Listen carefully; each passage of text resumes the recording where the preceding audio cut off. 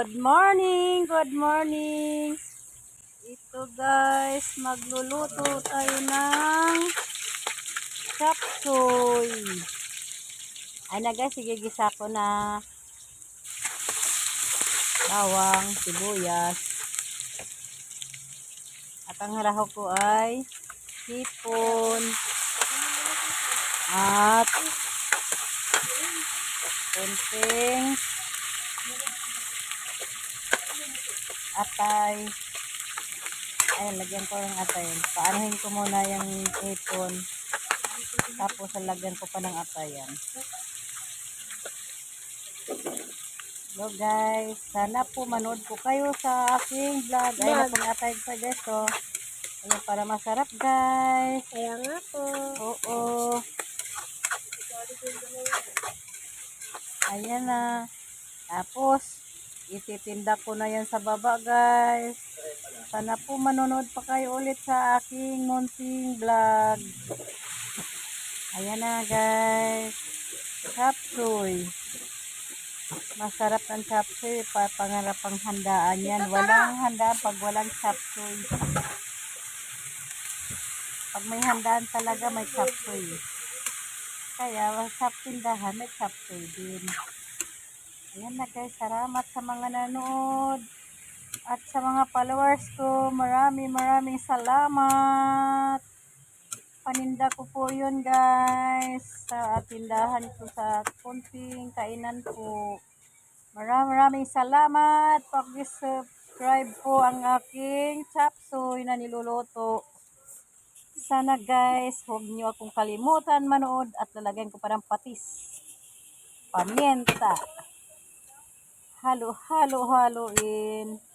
Yan. Na guys. Maraming salamat sa mga nanonood. Sana po papalo-palo po. At saka subscribe po. Ayan, kaumpisa ko lang po sa YouTube. Maraming salamat sa mga lula at lulu, ate, kuya, nanay at tatay, mama at saka tama, papa, ate at kuya, saka si Papsi, mga mamsi, mga daddy, mami, makiminod. Salamat po. Maraming salamat. Thank you. Okay guys. Ayan, masarap-sarap na.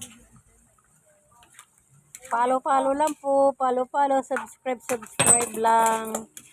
Pa-subscribe lang po. Ang aking konting vlog. Huwag po kayo mag-alala. Mahal na mahal ko kayong lahat. Maraming salamat po sa mga followers, sa subscriber po. Huwag na po kayo magkalimot.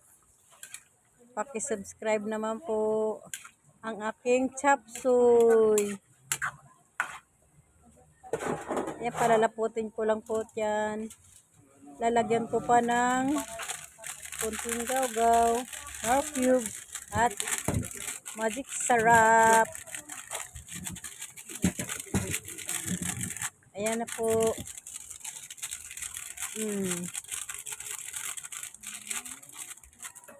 Sarap na po yan. Masarap yan. Lagi pong nauna pag nagtinda ko niya, nauna ang sapsit po mabili. Kasi maganda po ang kulay niya. Oh. Sakto lang ang kulay niya. Fresh na fresh. Preskong presko ang gulay.